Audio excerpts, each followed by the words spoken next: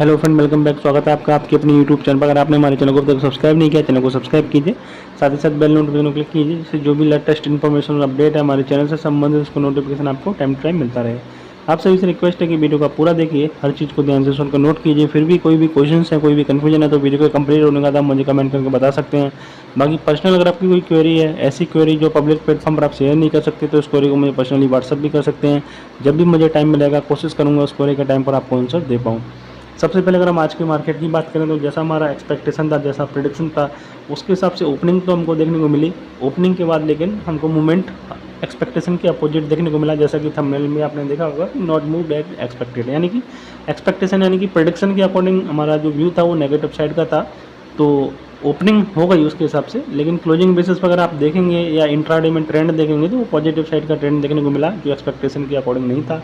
हालांकि technical basis पर market में पॉजिटिव साइड का हमारा एक्सपेक्टेशन था, लेकिन एस्ट्रोलॉजी प्रेडिक्शन नेगेटिव साइड होने की वजह से फिर हमने उसको कमेंट नहीं किया, क्योंकि दोनों जब एनालिसिस के मेथड अलग अलग डायरेक्शन दे रहे हैं तो फिर उस टाइम पर डिसाइड करना काफ़ी ज़्यादा मुश्किल हो जाता है कि किस डायरेक्शन के साथ जाना जरूरी हो जाता है।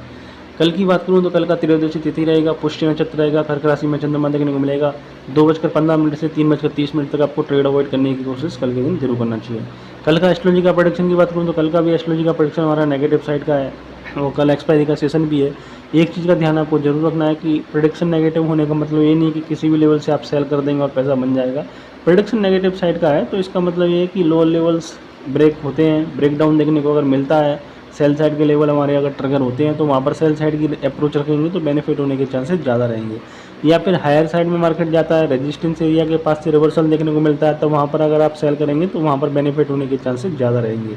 लेकिन अगर आप सोचें कि रैंडमली कहीं पर भी आप सेल कर दें और फिर आपका पैसा बन जाएगा, तो ऐसा बिल्कुल भी नहीं होता। किसी भी एनालिसिस हो, कोई भी मेथड हो, दोनों ही एनालिसिस हो, चाहे वो टेक्निकल एनालिसिस हो या एस्ट्रोलॉजी का कोई भी मेथड हो, जब तक आप सही जगह पर एंट्री नहीं करेंगे, सही जगह पर एग्जिट नहीं करेंगे, तब तक मार्केट में पैसा बनाना पाना आसान नहीं है, काफ़ी ज़्यादा मुश्किल है।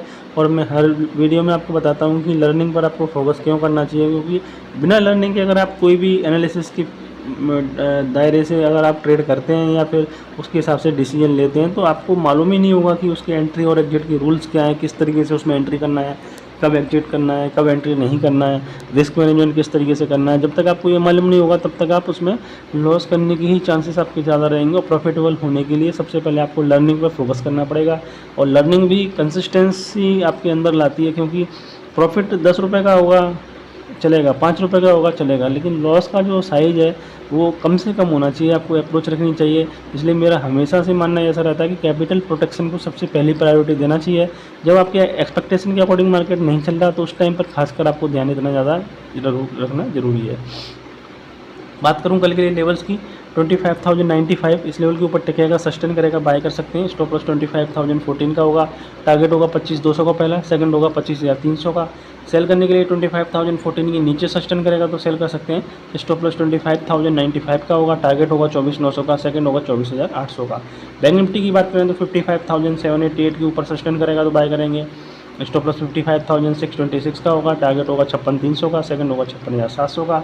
सेल करेंगे 55,626 के नीचे, स्टॉप लॉस 55,788 का होगा, टारगेट होगा 55,000 का, सेकंड होगा 54,500 का। 24,800 का सपोर्ट मान के चलेंगे, 25,300 का रेजिस्टेंस मान के चलेंगे। बैंक निफ्टी में 54,500 का सपोर्ट मानेंगे, 56,500 का रेजिस्टेंस मान के आप चल सकते हैं। अगर आप बैंक निफ्टी को देखें तो बैंक निफ्टी तो प्रेडिक्शन के अकॉर्डिंग ही हमारे आज क्लोज भी हुआ है, ओपन भी हुआ था। Thanks for watching.